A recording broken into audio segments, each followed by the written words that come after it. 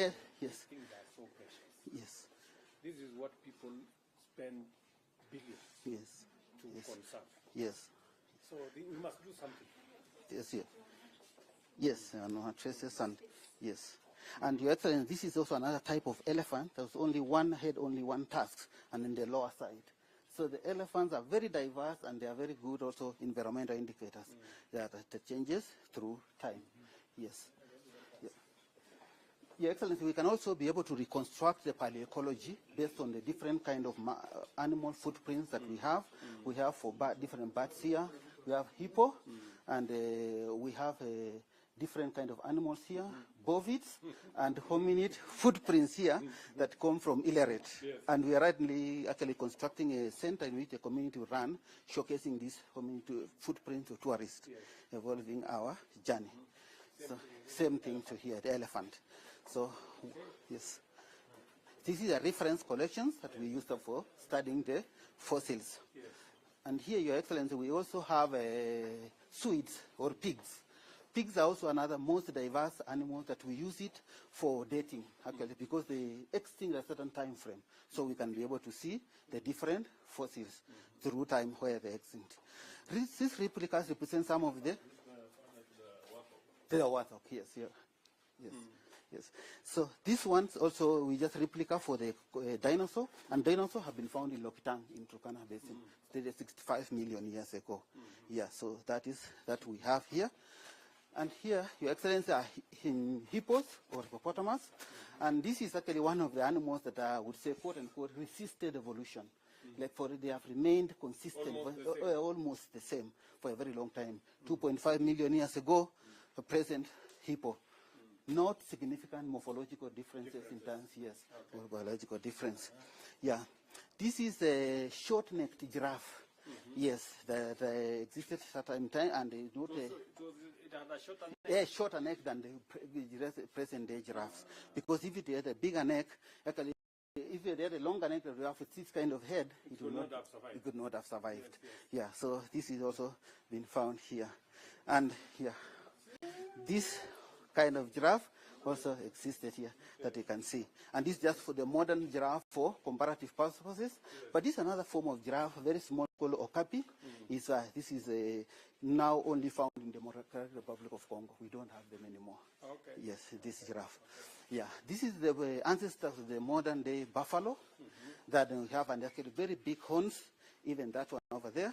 Very huge horns, see, and they might have lived in open grassland, of course, the forest environment through time. So this is the modern one? No, this is actually still extinct. This one, Your Excellency, it's very long. If I can show you, you can see the size of the horns, like how far. I think that one. Yes. Oh, that's how big it is. Yeah. Enormous. That do not exist today, buffalo. We need a better way to preserve. Yes, Your Excellency. Exactly. This is too precious to stay. Yes. And this is just for teaching purposes that we compare. And then this section, Your Excellency, we have all the different bovids that we have, bovids and antelopes. They are good environmental indicators because of the ecomorphology. And we can learn the difference from the horn profiles and the cores through time and the way they are. Yeah. Your Excellency. So this is the collections that we have, and all through here.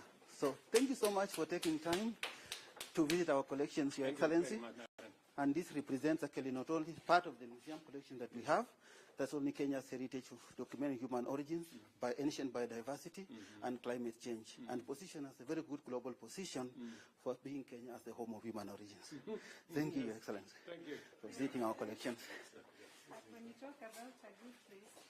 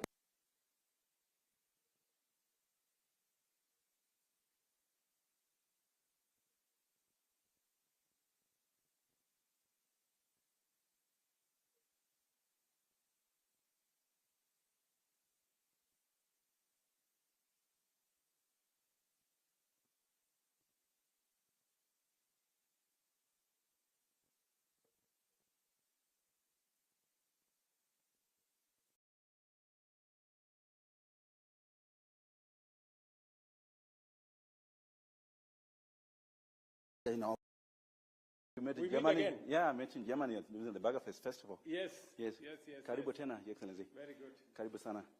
I'll run you through what you love most. Yes. Turkana boy. Yes. Turkana boy. So this is the original. This is the original, Your Excellency. This is the original. Yes, and this is a bomb-proof room. It's very secure. Even if you bomb this place, it will remain. This will remain. This will remain. Yeah, this will remain. Yeah. So you've always talked about Kenya being the home of human origins. Yes. And here we are. We have Turkana boy, the most complete human ancestor ever recovered in the world. You see the cranium there. You've always seen the replica. Tom, is the replica? The replica of the Turkana boy. You've always held that a number of times. But now you can. This is the original. This is the original. The original. We don't know whether the guy died like this, but we just imagine. But like I said, Your Excellency, this is the most complete human ancestor ever recovered in the world. You can always hold this, but not this one, Your Excellency, kindly. Yeah, so Turkana boy dates to 1.6 million years ago. And we know Homo erectus were the first humans to leave Africa and occupy other parts of the world. So they were the first tourists of the world. There were no visas those days. Yes, there were no visas. They could go all over the world. Yes. Yeah, but again, this is the most common human ancestor ever recovered. The ribs are there. You can see. You rarely find the ribs in the fossil record because they're very fragile. The vertebrae are there. You can see. But we know it's a boy. It's a young individual because the bones were not fully fused. Bones fused at the age of about 18 years old.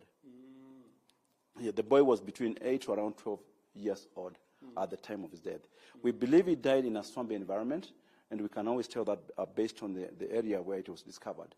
Yeah, maybe he was just by himself, and there was nobody to pull him out of the swamp, and that's why a lot of the skeleton was recovered, almost 90% of the entire skeleton. We know it's a boy largely because of the pelvic bone, the way the shape is, because we know females have different shape of their pelvic bone because they give birth, and males have a different pelvic bone. Again, also. Alongside this, we have many other species of the same genus, Homo erectus, have been found in Turkana, all over the country, again also in the Baringo Basin. We have Ororin from Baringo, Tugen Hills. Yes. Ororin. But can I say, Your Excellency, Ororin is not here. It's not here, unfortunately. Where is he? So if you can help us find where he is, we would really appreciate it. He's somewhere in this country. Oh. Yes. Is it? And that is the oldest fossil ever recovered in this country. It dates to around 7 million years old from Cape Solomon. From Cape Solomon, yes. Yes, yeah. So where is it? Where is he? Okay. Okay, thank you. Is somebody holding it? Ororin was discovered around 2000 or thereabout. Yes. And it was discovered by a team led by a French researcher and a Kenyan researcher.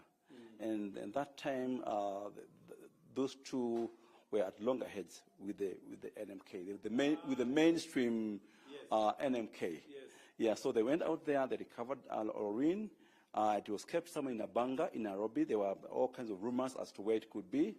But to date, we don't know where it is. There was a time NMK DG those days tried to ask this gentleman, but it was threatened. So we all, our former CEO.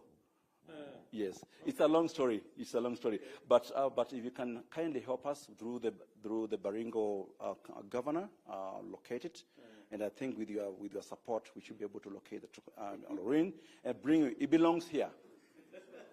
It belongs here. It belongs here. So, but somewhere in Kenya. Yes. In Abanga. In Abanga. Yes. Hostage. I hope I'll be safe. After You're safe. Thank you. Safe. After giving this information. Yeah, thank you. Yeah. So Your Excellency, the story of human evolution began when this little cranium was discovered by Mary Leakey in Rusinga Island. This date to 18 million years ago. It's a very primitive ape that was preserved in a site in Rusinga Island. And when this was discovered, this opened up a lot of research in Kenya. We began to see now different research programs and projects across the country. And that led now to the discovery of the Turkana Boy many years ago, 40 years ago, in fact. Then again, also the discovery of many other fossil remains, ranging from the famous. You've read about the famous Zinjanthropus. Yes. This is the same genus and species as Zinjanthropus. Oh, yes. It was first found at Rubai Gorge in Tanzania, and this is the original. And this lived 1.6 million years ago. If you look at this, if you were to compare this and the rest, this looks very different because they fed on very different diet. Okay. Very tough diet. They had what we call megalod teeth, very big molars. Okay. They had a very big chewing muscles. Exactly, okay. Exactly. And that's what they refer to as the nutcracker man, because they fed on very tough diet. None of us here have this because our jaws have become very small over time. We don't require a lot of time to chew your rice or chapati, so we've lost the sagittal crest. We've lost what did this used to help? This is where the muscles attach themselves there. Okay. Those large chewing muscles, they attach themselves there. We've lost that over time because our jaws have become very small. We don't eat very processed foods, very, very, very soft foods, so we don't require those large chewing muscles. And that's why, Your Excellency, you see even our kids. Yes, even our kids, none of our kids have that true teeth. Why? Because the jaws have become very small. There's hardly any space on the jaw to contain the true teeth. Yeah. That's what you contain there? That's true teeth. Oh, 32. Yes. So they are getting fewer. 28. Most of our kids are 28 teeth. Yes. Yeah. So we are still evolving. Yeah, we are still evolving. Yeah. So we are still evolving. We don't know exactly whether they'll go to 26. I don't know. We don't know. We can only speculate. Yeah. So these are the originals against the replicas. But again, also, Your Excellency, alongside all these discoveries, Kenya is also the home of human innovation. We have the earliest stone tools ever recovered in the world, and this dates to around 3.3 million years ago. Yes. Oh, so Kenya, we are the dawn of innovation. No wonder M-Pesa and all other things.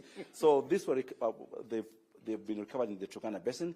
They date to 3.3 million years ago, and they were meant by one particular hominin we refer to as Kenyathropus platyops.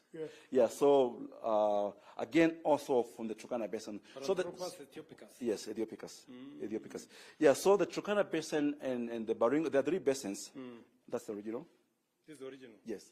So the Turkana. This is the replica. The replica. Yes. Okay. The Turkana Basin, the Baringo Basin, and the Ologesile Basin in Kajiado. And the Lake Victoria Basin. Those are the four main basins from where all these fossils have come. Ologesile here is in Kajiado. The one Bliki had set up something there. There's a museum there. There's a museum there. We have a museum there. So there, that site is very famous for the archaeological materials. There are some wonderful tools that were meant. We came here for the lesson on the evolution. Yes. Yeah, exactly. Yeah. So indeed, like you always say, Your Excellency, Kenya is the home of human origins.